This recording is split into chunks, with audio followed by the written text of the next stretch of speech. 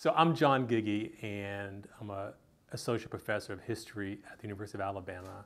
I'm also the director of the Summersell Center for the Study of the South and a co-creator of History of Us, which was the first African-American history class taught every day all year long in Alabama public school.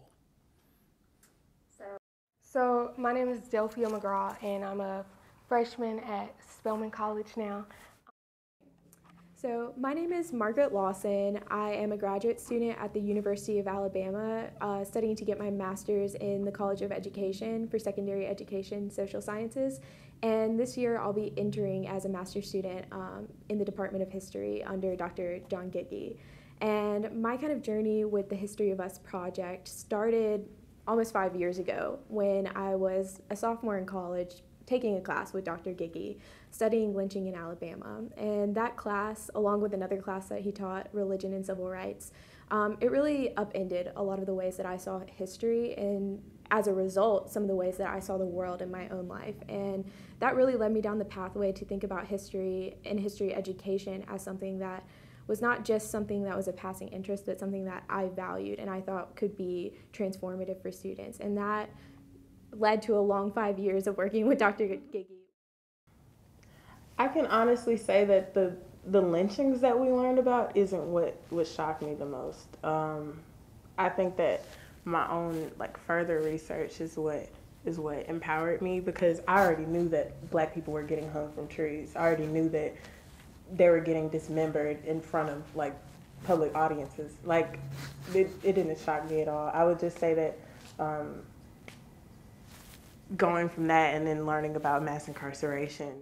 I went to a majority white school when I was in elementary school, so I didn't really know anything about racism. I knew what it was. I didn't know it was so prevalent. I didn't know it was a thing still, which is crazy because I'm a Black woman myself and I didn't notice it. And so for me to grow up and not notice it myself in such a I was the only Black kid in that class, and for me not to have any type of my own history, my own knowledge, I knew nothing of. I knew about Martin Luther King, and that's it. You know what I'm saying? I thought slavery was over. I thought racism was ended. I thought it ended with the civil rights, and that was it. We were done, and we were all, we weren't segregated anymore. And then coming to Central, it was just like an eye-opening. It was like, this is an all-Black school.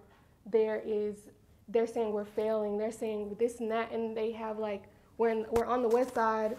We have less money, less funding, and then we learn about the school zoning and how I was pushed out of my school zones because I live on the West Side.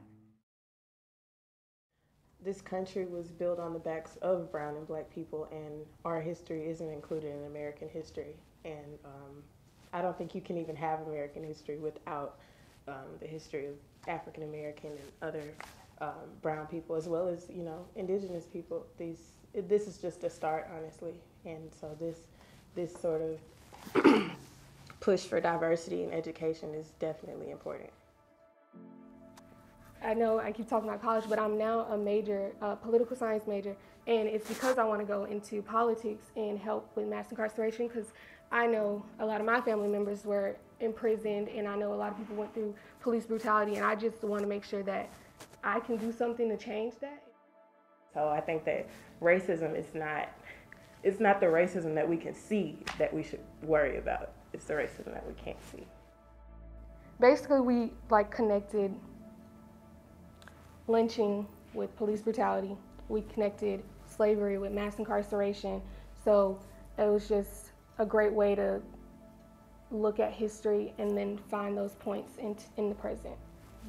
But I think as we move forward in the 21st century, as we learn from episodes like the George Floyd murder, we recognize that students are exposed to tremendous degrees of violence in their lives, almost on a daily basis.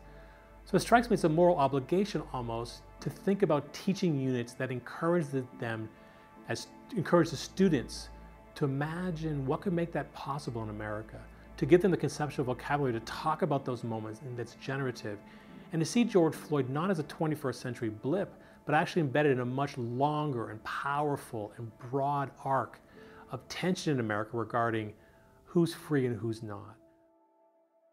But now that we had this class and I see how much mending we need in America, how much structure we need that we don't have right now.